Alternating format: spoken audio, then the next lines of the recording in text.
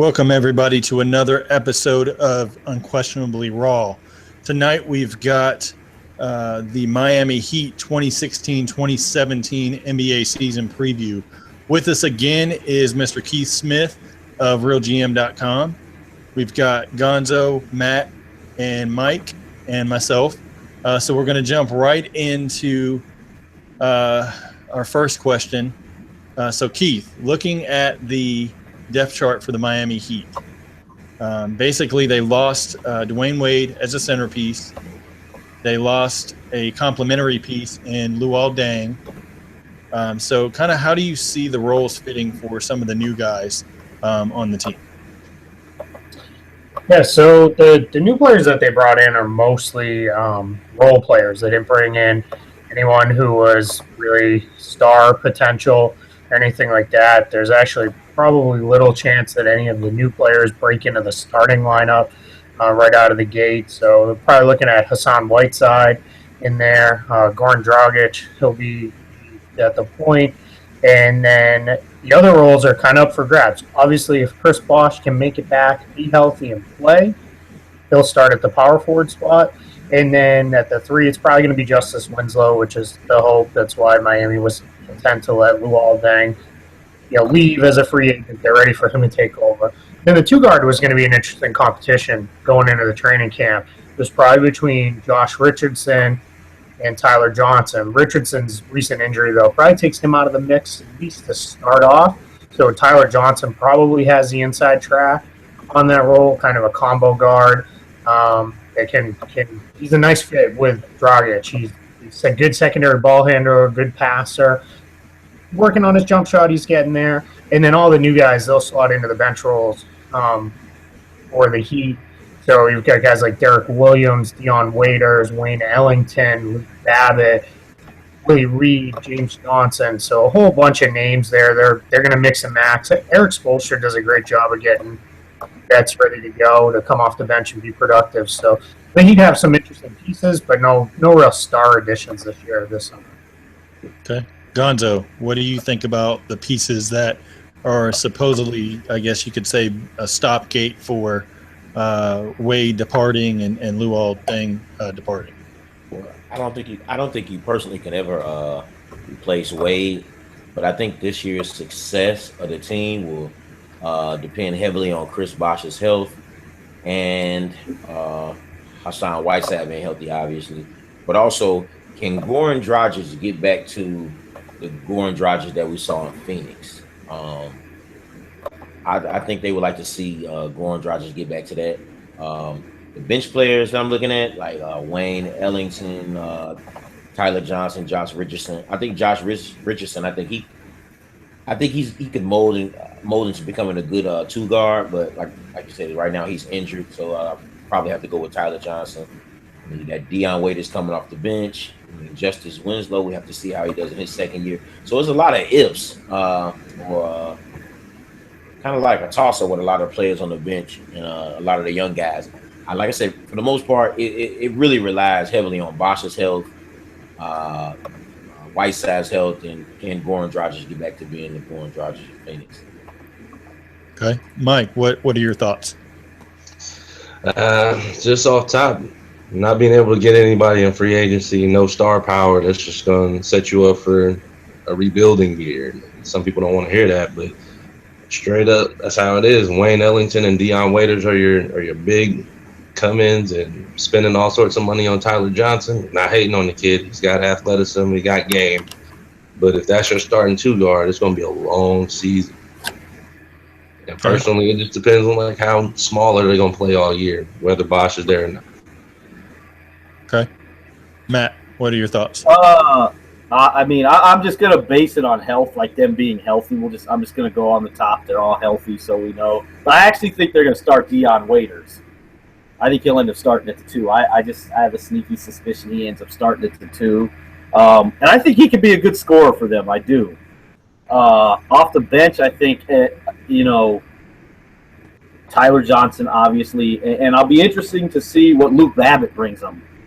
Is he going to play? Because we know Spo likes defense, and who does Luke Babbitt guard? I mean, he can't guard a chair. So, Will he be able to crack that rotation? Josh McRoberts, he can play.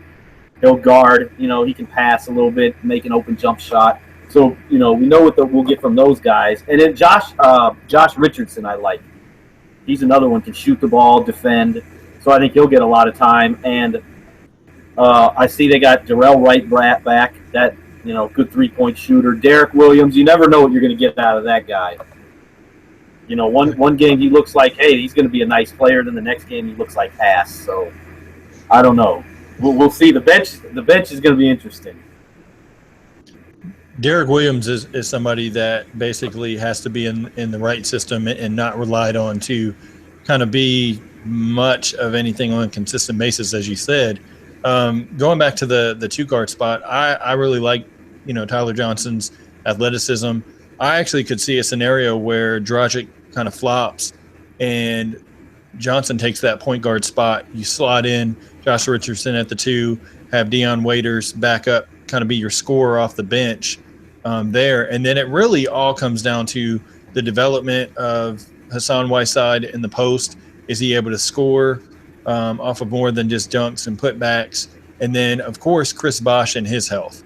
Where are they going to stand, as far as that goes? Because James Johnson, Derek Williams, even if you moved Justice Winslow to the 4, that's not, scaring many teams as far as the power forward spot goes. So they really need Chris Bosh to be healthy to kind of have any chance this year. And that actually leads me into our second question.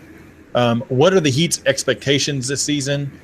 Basically losing those 2 starters in Luol Deng and Dwayne Wade, health concerns surrounding Bosh. And then the second part of that, is there any chance that they're able to surprise teams in the Eastern Conference and sneak into the playoffs? Heath. Yeah, their expectations are that they'll be competitive and that they'll be a playoff team. They, fully believe that they can get there. But I think a lot of that is based around having Bosh in the lineup and healthy. If he's not there, it's going to be tough. It's going to be tough even if he is there. If this was last season without him, they'd probably still be able to compete towards the bottom of the Eastern Conference. But that bottom tier of teams has gotten so much better, so much improvement this year. It's just going to be tough for them to get into that mix. So they think they can get in there. They think that they'll be able to cobble it together. One thing that they do have is a lot of these guys they brought in are on one-year deals or de facto one-year deals with options. So you're going to have a lot of motivated guys to put up good seasons, put together, productive years. Now, the challenge comes in if things start going south, those guys are going to go numbers hunting. So, then you run into all kinds of problems. So we'll see what happens with that. But they've still got enough good veterans. Spoelstra's a great coach. And at this point, I think we've all learned, don't count out Pat Riley, right? That guy's always got something going. He's got some trick up his sleeve. So I think they'll be okay. But for me, I don't think they're going to get into the playoffs. Far too much ground to make up. Okay. Gonzo, what are your thoughts on playoffs? Playoffs. I've been saying this like all week. I don't think that they'll be able to make it into the playoffs, but with the injury to Chris Middleton in Milwaukee, it might be a chance they might be able to slide in. But like I said, we'll really see how Eric Spoelstra can coach this year. If Bosh is healthy, I want to see can he really coach. I think it's pretty easy to say he's a good coach when you have that many superstars on your team or future Hall of Famers on your team. You can easily look like a good coach. This is the moment where it shows if he can coach or not. Okay. Mike, what's your thoughts? Yeah, at best I see 7 or 8 slot if it happens. That depends on Bosch's health. Just because they're so light in that guard area. Yeah, Dragic can play, but what are you putting around him? And Deion Waiters can score, but he's not proven to do it on an every night basis. And personally, I think that Justice has some potential to be up there. He's top 10 in his draft class, and I thought that was kind of disrespecting him a little bit, just because he's had to do so many different things in his career. But as far as like making a real push in the playoffs, I'd be happy just making it. And I'm not sold on that Middleton injury basically helping or hurting the Heat, because he's a good guy, good player, but I'm just not sold that he's that big difference maker for them. Okay. Matt, playoff? I don't think they'll end up making it. However, if Bosch can be there all year, you get, the 18 to 20 a game from Dion Waiters. Dragic can get back and look like he did in Phoenix and Houston. If though, you get Justice Winslow takes another jump, Hassan Whiteside doesn't go off the deep end, then and they get good solid production from the bench. Then yeah, they could make 7th or 8th, but it's one of those kind of like the Wizards. Everything has to go perfect for them. You can't have Bosch out for an extended period. Waiters can't be up and down. Dragic has to be that consistent player. And then Hassan Whiteside, I mean, the history of being a knucklehead is, Leopard doesn't change his spots, so we'll see. I'm not the biggest fan of his, as you can tell. Yeah, I don't trust him. About it. We've talked about that. I don't trust him.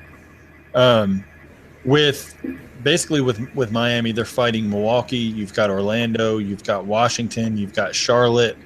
All kind of right there in that mix of teams that, are borderline, could make the playoffs. I don't see Miami making the playoffs if it came down to fighting a Charlotte or an Orlando.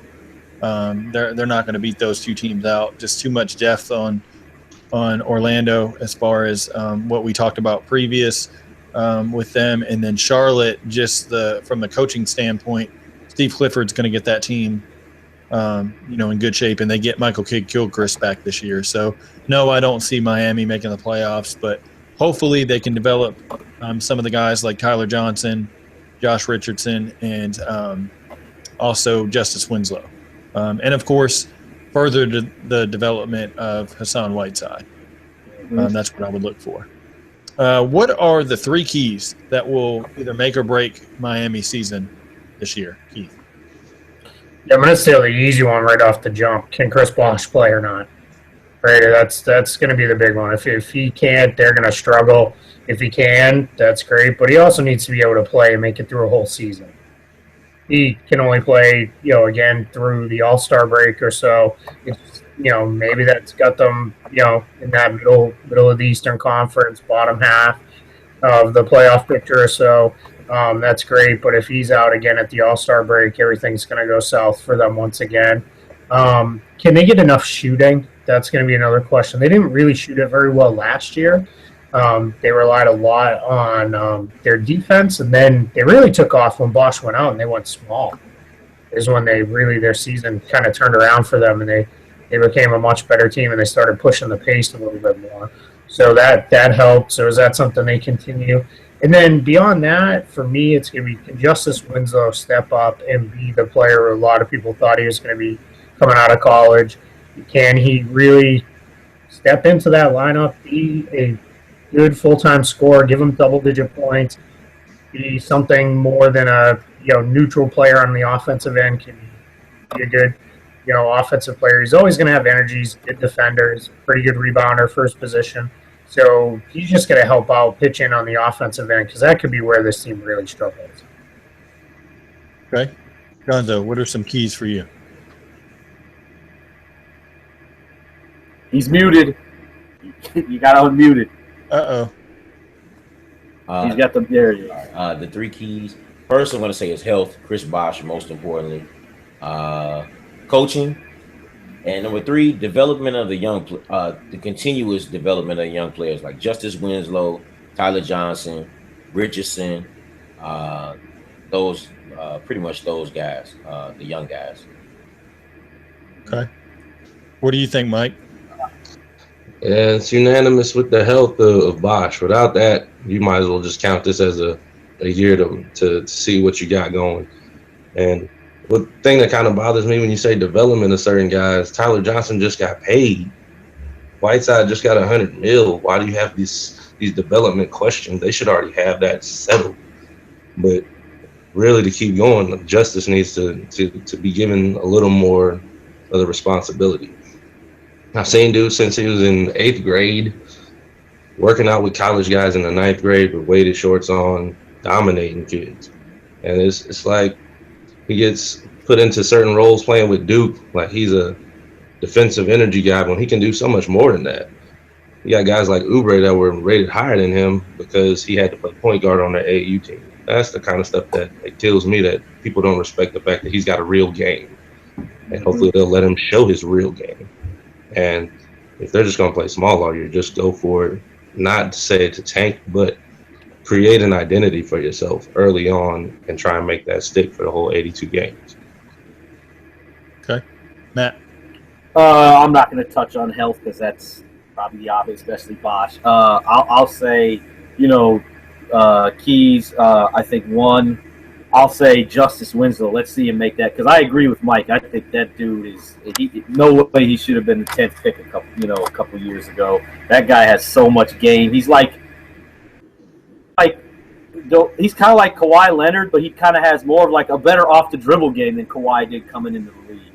And he's younger than Kawhi was, but I think he's got that much potential. I really like Winslow. So I think that's one. Two, I think, is what are you going to get from Dion Waiters? I think that's big, because I know they brought him in there to score, provide some offense for him. So is he going to be that guy in Cleveland and Oklahoma City? He just shows up. Sometimes he looks great. Others, just like, what the hell are you doing? And then three, I agree with Gonzo, coaching. We're really going to see if Spo can coach. I want to see if he really can coach this year. Kind of like what we're going to see with Scott Brooks in Washington. Can he coach? Okay. That actually segues into mine, was going to be coaching, because David Fizdale took the Memphis Grizzlies job. And we all know, well-regarded coach and basically Spo's right-hand man. Now you've got it's Daniel Craig and Juwan Howard basically as the assistants there. And to me, I don't know that basically they can take on that much responsibility if the locker room goes sour. Kind of segueing into my next point, Hassan Whiteside. Immaturity issues his entire career, immaturity issues last year. There was rumblings that, some temper tantrums, things like that. I don't know whether that was true or not. He's basically making $22 million this year. He's got to show a lot more, a big step up. He needs to be the lead guy. You slide Justice Winslow in as that secondary guy until he can kind of take over next year at a bigger transition. And then you've got to get something out of one of Tyler Johnson or Josh Richardson, or hopefully both if they can. And then lastly, defining those veteran roles. We've got Wayne Ellington as the spot-up shooter, basically off the bench. You've got Derek Williams, who now is a veteran. James Johnson, who's kind of the hustle guy, can rebound, play defense. You've got Udonis Haslem, basically there as the locker room voice. He's not going to play much.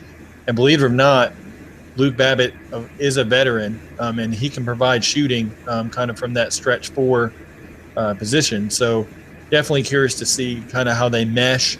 If they can mesh early and kind of get a momentum going, they could surprise some people. Still don't think they make the playoffs, but could surprise some people not being at the bottom of the East. Going into the next question, which offseason acquisition or someone that's a new starter has the best value to the lineup? And then which has the most potential to end up on the trade block pretty quick? Keith. So I'm going to go with a new addition that not a lot of people are talking about, and that's Willie Reed. I really like him. I've seen him play quite a bit. Got a chance to see him play in Summer League the last couple years. He's kind of taken the Whiteside path of bouncing around the NBA and the fringes of professional basketball, but he doesn't have all the knucklehead factor that Whiteside has with him. So he's got some issues a little bit, but most of it for him comes around. He wants to play, he wants to be a part of the team, he wants to be in there. So anytime the guy's been given a chance, he's been pretty productive. So I think he's going to have a really good shot at giving the Heat something off the bench behind Whiteside. They don't really have any other big man options on the roster behind Whiteside. So I think Reed's going to show up. I think he's going to play well, and potentially he'll be the next one to make himself some. Okay. Gonzo. Who has the best trade value? Honestly, at this point, I would probably have to say maybe Deion Waiters. Somebody's always looking for somebody who can kind of create their own shot, score, maybe a little bit. If he's a problem, they can easily get rid of him. I mean, maybe. And let's be honest, he has played good the last couple of years in the playoffs. A team can always use a player like him who actually played good in the playoffs, and he's been consistently good the last couple of years in the playoffs. So he could be a good trade, trade value, and he could be a big plus for them in the lineup as well. Mm-hmm. Okay, what you got, Mike? As far as you said the biggest impact for a new starter, that would still fall into Justice for me. Yeah, I'm riding him this time. But I just love dude, man. I really think he can do some things. And as far as trade value goes, sneakily, I say Dragic. His contract's not crazy. He can still play. He can produce. Some teams need a guy that can push the pace a little bit.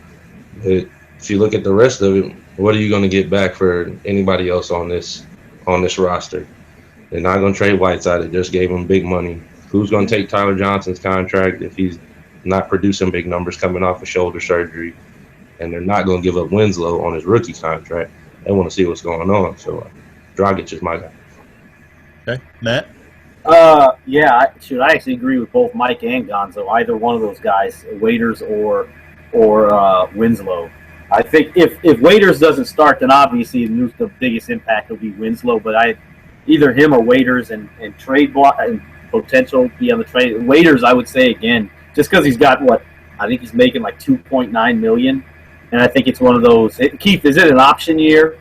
Is it just a 1 year with an option? Yeah, it's a 1+1. Yeah, he's going to play. Yeah. So they could easily trade him, and you could probably get something decent for him on that contract. So I think he ends up. He's probably the most tradable guy, and Dragic as well. He could, because with his contract it was high at the time, but with the new deal going in, he's got a valuable contract now. Like it's not hard to move. Yeah. I agree with Dragic being the most tradable asset because.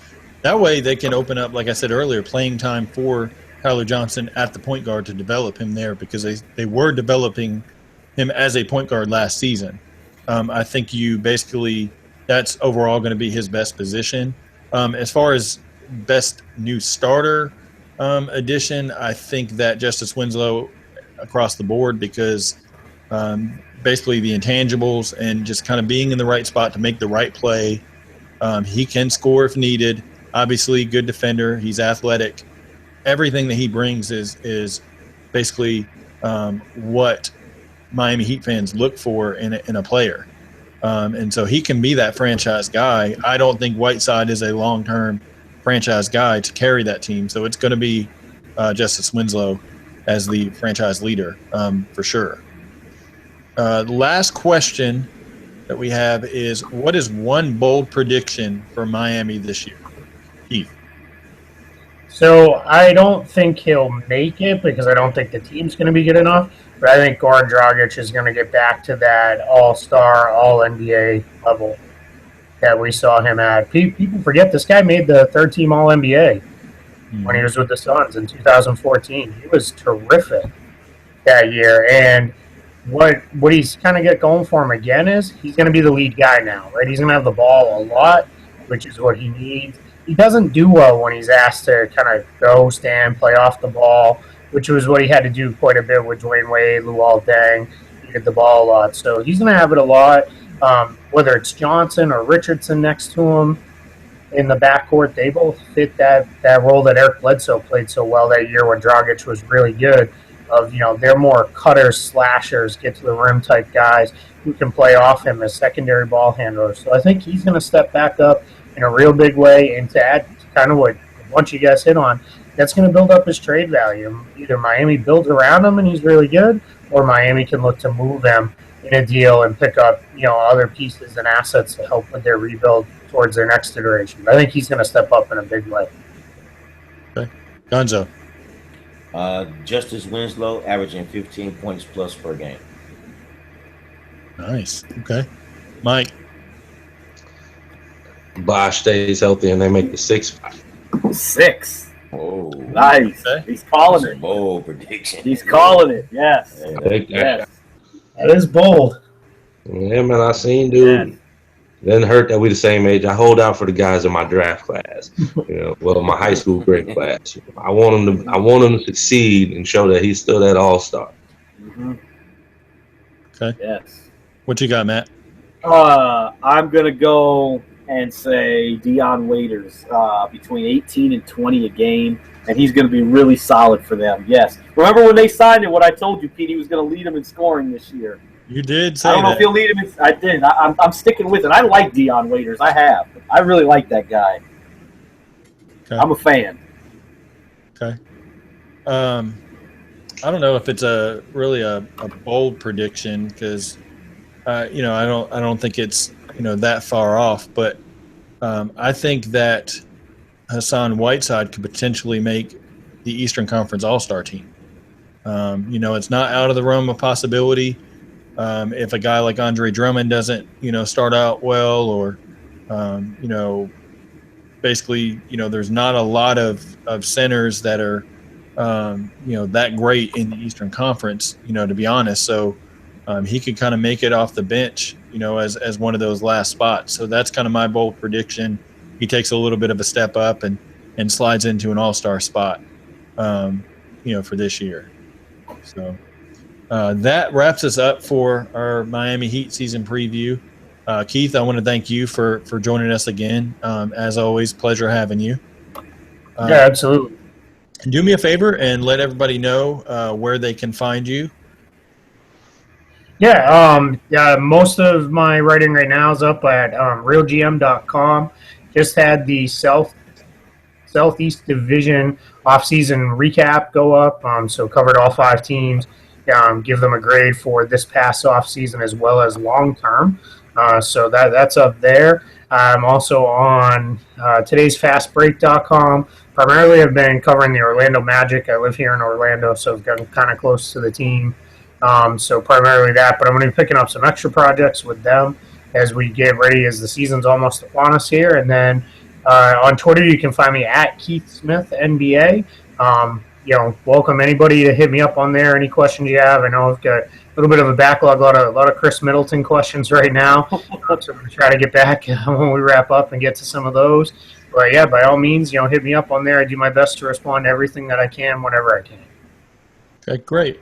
So just to let everybody know, if you want to check out the replay of this show or any of our other podcasts, download us on iTunes, go to podcasts, Unquestionably Raw, or you can, of course, go to our YouTube page as always, and letting everybody know kind of what we have on tap.